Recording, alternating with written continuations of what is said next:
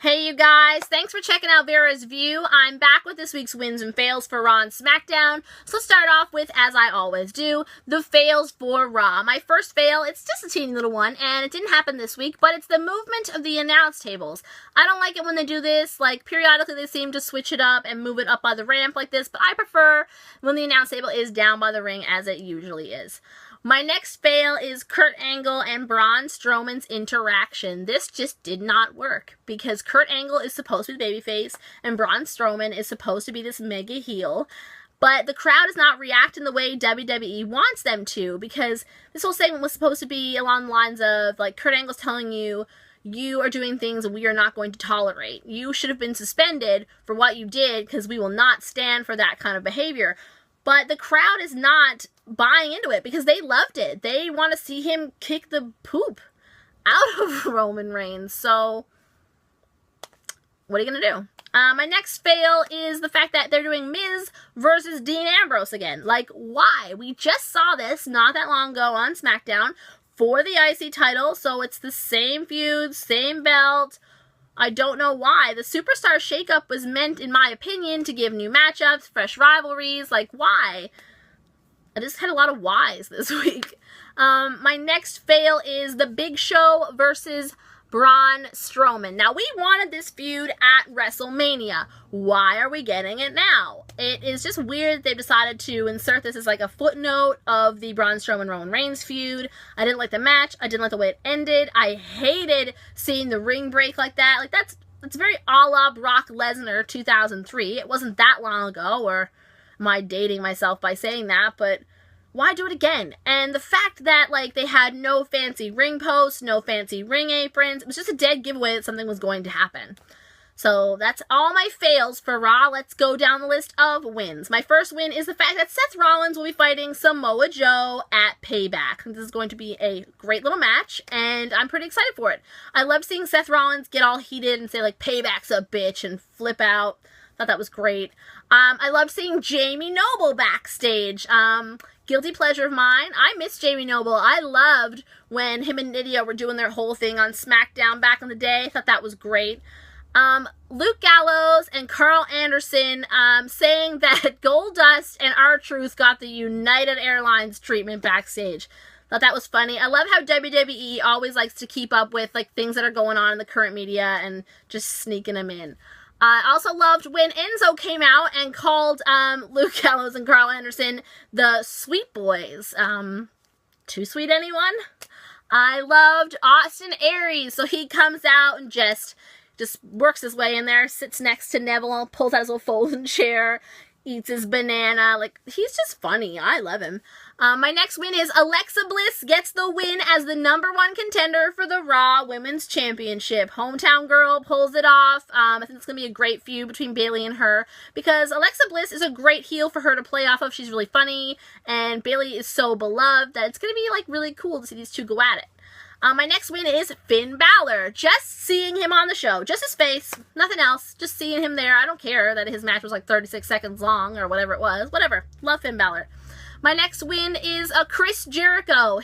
Frame it in, man. Thought that was so funny. He's talking about how Kevin Owens doesn't deserve to be the face of America, that America deserves him as the face of America. They're both Canadian, ladies and gentlemen. Like, can the face of America, can maybe someone American be the face of America? I don't really know.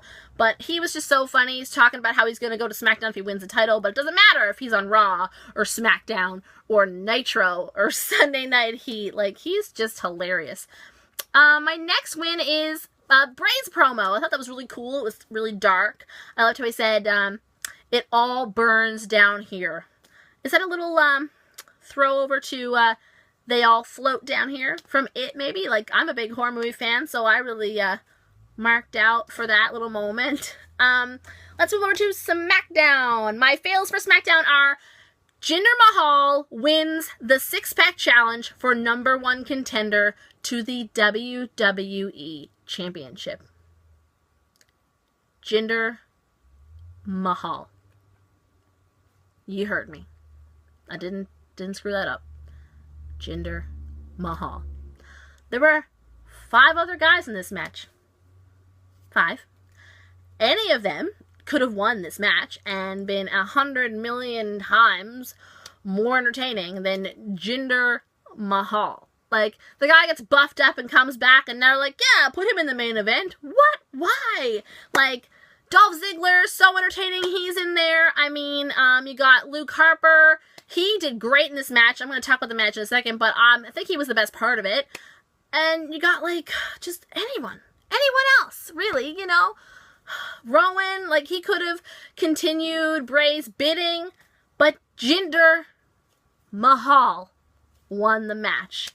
Now, the match, like I said, it got a "This is awesome" chant at one point, but it really wasn't holding my attention. So the whole match, in general, is going to be a fail on my list. My next fail is that there were too many video packages on SmackDown. It's a 2-hour show, ladies and gentlemen. There is a lot to cram into it. I mean, I find 3 hours of Raw kind of monotonous, and in the last hour, you're, like, hanging on for dear life trying to finish it, but there's only 2 hours on SmackDown, so they need to, like, fill it up with good things. But they had a video package for Lana, a video package for The New Day, a video package for Nakamura, and a video package for Ty Dillinger. Why? That's just so much time they used up for video packages. And my last fail is AJ versus Baron Corbin, because, running theme today, why? Like, does it make any sense? No. But let's talk about the wins. My first win is that Charlotte opened the show. I love Charlotte. I love the emphasis they're putting on her, that she's so awesome, and they're talking about how she's like the greatest acquisition to SmackDown in the shakeup, and I'm just really behind her, 110%. My next win is Carmella's little spiel. I don't know if you caught it. It was kind of quick, but she does this little spiel about Charlotte, and it is very much like an homage, I think, to Ric Flair's jet flying, limousine ride, and promos of days gone by. So I really like that. My next win is Charlotte versus Naomi. Like, that match was really good. I loved how Charlotte countered the rear view, and then she turned around and hit the natural selection and got the win. My next win is the fact that the Colognes are now being called the Colognes and not the Shining Stars of the Caribbean. Like, what was that anyway? I'm glad they're just getting back to the basics with those guys. And my last win was Kevin Owens' entrance. I really, really like this. I love his faces all over the ramp. Comes out, takes the microphone. I can announce myself better. Kicks the announcer out of the ring. Like, he's a great heel. I'm really enjoying him. But you know what? I think SmackDown as a whole this week was pretty lackluster. I don't want to, you know, piss anybody off, but I really couldn't get behind it this week. I didn't have many wins or fails for SmackDown. Raw, again, the last hour I was really trying to hang on. So here's hoping the next week is better. This has been Vera's View. I'm Vera for the WWFU Internetwork.